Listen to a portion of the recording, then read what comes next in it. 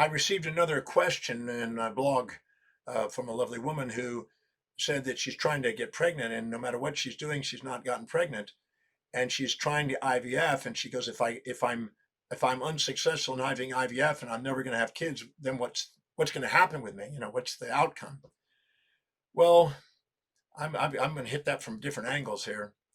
The first question, whenever I see somebody that's trying to have a child and they're having difficulty, either from a natural pregnancy or from an IVF, the first question I ask is something that's maybe challenging to them to hear and have to deal with. But I ask them as first question, how would you describe your mother? And they'll look at me like, how do I describe my mother? Would you say that if you could have a way of being exactly like your mother, would you take it?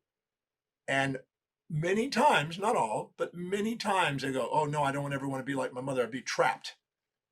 And so sometimes when people are having difficulty getting pregnant, even though they outwardly say they want to get pregnant, sometime inwardly they're having an amazing anxiety of ever wanting to be trapped like somebody they knew, sometimes their mother, that may have been controlled by a father, and they were maybe not as empowered, and they were run by a father and they basically stayed at home.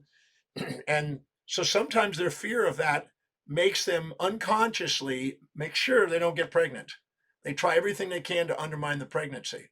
And I've seen that. And I worked with a lady, and it was interesting. She was trying for 5 years, trying to get pregnant, did the IVF, nothing was working. She was about to give up. She felt like she was a failure as a mom. And I asked her a very simple question: how would you describe your mom? And she goes, "Oh, my mom, very disempowered woman controlled by a very aggressive man, my father." I said, and I noticed that you have short hair, you dress like a man, you don't ever want to be like your mom. And she goes, I guess I never want to be trapped like that and have reliant on a man. And she said, I'm a businesswoman. I didn't want to be trapped and be dependent on a man. I said, well, you're playing out some of the masculine side, and that can affect your organs of reproduction. Is there a part of you that's frightened about doing that? We found what her fears were. And yeah, I'm having an anxiety. Well, what will it do to my business? I'm having anxiety if I have to depend on the guy. What happens if I'm trapped at home? And she started having all these anxieties that came to the surface. So she was unconsciously, undermining getting pregnant. And we have that power to do that. What was the benefit of your mom being in this situation? And then she saw things she never saw and finally appreciated her mom and had a tear of gratitude for mom. She never saw the strength of her mom and how she was able to do it and what her highest value is, which is raising kids. And her highest value was running a business. And then I basically sat down and go, what's the benefit of the father being assertive? Well, eventually gradually made my mom a little bit more assertive. And as I started to grow up, she went back to school. And then she started to see, well, there was a perfection there. Her mom was sort of disempowered in business and finance and eventually came up in that area. And the father ended up having to be more and more accountable to family as he got up in age. So when she went back there and cleared all the baggage that she had on that, 2 weeks later, she was pregnant naturally. Not even an IVF. She got pregnant. And they thought that there was something wrong with maybe his sperm count. It wasn't really low, but maybe. And she was having problems with the timing on the ovulation, but she got pregnant. And she's got a beautiful child today. So sometimes there's unconscious motives to protect yourself from being pregnant that you want to make sure you're not sitting on. And so I ask people, but how's your relationship with your mom? That's one example. But another one is, what do you fear is going to happen if all of a sudden you have this baby? Is your career going to be impacted? Because if you sit down and uncover some of them will bring tears to your eyes. And there's a lot of anxiety and fear about all of a sudden having a child. And sometimes bringing that up and clearing that and finding out, okay, if I do have a child and I have to depend on a guy and I might lose my business, how am I going to, I'm going to delegate, I'm going to get au pairs and nannies and help out, and I'm going to still run my business.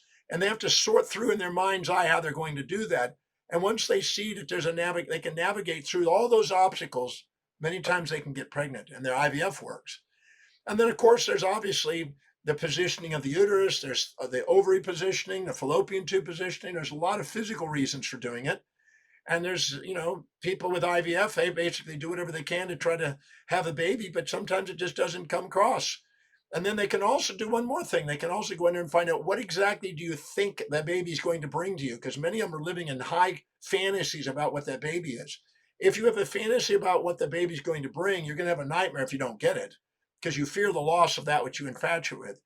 But if you calm down the fantasy and get a little bit more neutral on it and discover what's really involved in having a child, because a lot of people that have the prepartum reds have the postpartum blues. The fantasy is not matched out. They don't get that when they have the baby. So make sure that you don't have a fantasy about it and a fear driving it, because many people have an anxiety about having pregnancy that will create a fantasy of dissociation to avoid facing that truth inside them. And then they'll create a fantasy and then they'll feel like I'm a failure as a mom. Go find out where you're a mom in another form, because you're always a mom in some way. You may be a mom at your work. You may be a mom to your animals. You may be a mom to your husband. You may be a mom to your nephews. Look at where all the traits that you think a mom's going to bring and find out the form that it's in. So you're not sitting there thinking, I failed as a mother. I missed out on motherhood.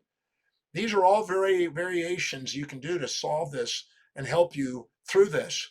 But obviously, having a gynecologist and a specialist there with the IVF, making sure that it's done in practice, you might get it. But clear the anxieties and clear the fears and clear the unconscious motives anyway. It only helps you along the way. You have nothing to lose by having those cleared, and nothing to lose to realize that you're already a mother in another form. I've taken many mothers that thought they couldn't have kids and shown them where they've been a mother all along until they're grateful for the mothering that they're doing and honor the form of mothering that they have and not so much the pressure. And sometimes once the pressure's gone and they relax and they don't have the fantasy, they get pregnant because their body's relaxed. It's not under pressure. And you're more likely to get pregnant and have less problems and, loss of children or whatever if you're relaxed and being yourself. Every symptom that goes on in the body is a feedback to try to make you authentic. So get back to authenticity and break any fantasy you have and clear any anxieties that are sitting there and be honest with yourself. I assure you, if I ask you the question, what's the anxiety you have sitting there about having baby? There's anxieties there. Some of them are natural ones that we all have, every mother has. But sometimes we have an unconscious motive not to have that baby, even though we say, claim, and everything else, we want that baby, we want that baby. We're trying everything we can to prove that. Because sometimes I see that in women that are in their late 30s going on 40s. They wait to the last minute, and then all of a sudden they make this thing. It's almost like at least they tried. And they tried to make an idea that they tried but couldn't have a baby. When in fact, unconsciously, some of them didn't want to have a baby. They wanted to be a businesswoman or whatever. So I'm not going to put a pressure on you one way or the other. Take the pressure off you and love you for who you are. And if you get to have the baby, fantastic. If you don't, find out where you're a mother and move forward. But go and capture the unconscious motives. They may surprise you. They may be there. And if not, come to the breakthrough experience where I can ask you personally those questions privately and help you understand what's driving it. There's a lot of people. I have many letters around the world from different countries of people that said that same thing. They couldn't have a baby. They tried everything. We found the unconscious motives, cleared the unconscious motives. They have a baby today. So find out what those are. Let's clear those.